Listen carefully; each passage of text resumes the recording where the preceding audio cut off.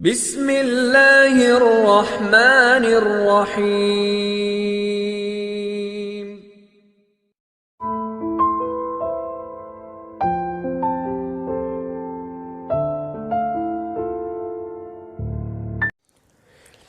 حضرت یوسف علیہ السلام جب مصر کے تحت پر جلوہ افروز ہوئے تو چند دنوں بعد آپ کے بچپن کا دوست آپ کے دیدار کے لیے دور دراز کا سفر طے کر کے مصر پہنچا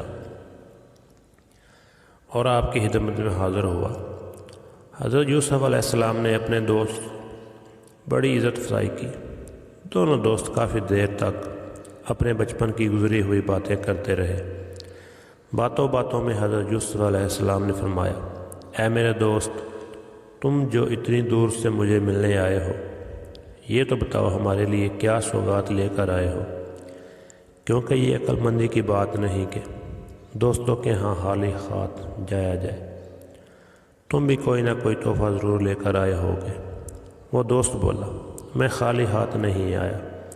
جب میں نے آپ کے پاس آنے کا ارادہ کیا تو میں نے آپ کے لیے بہت سے تحفے ڈھونڈنے کی کوشش کی، لیکن کوئی بھی تحفہ مجھے پسند نہیں آیا جو آپ کی شان کے لائق ہو۔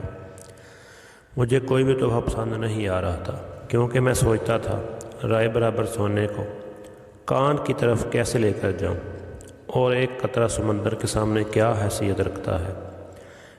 چونکہ آپ کے حسن کا کوئی ثانی نہیں، اس لیے میں نے کافی سوچنے کے بعد یہ مناسب سمجھا کہ ایک آئینہ آپ کو پیش کر دوں تاکہ آپ اس میں اپنا خوبصورت چہرہ مبارک دیکھیں۔ میں آپ کے لیے آئینے کا تحفہ لایا ہوں تاکہ جب آپ اس میں اپنا چہرہ مبارک دیکھیں تو مجھے یاد کر لیا کریں۔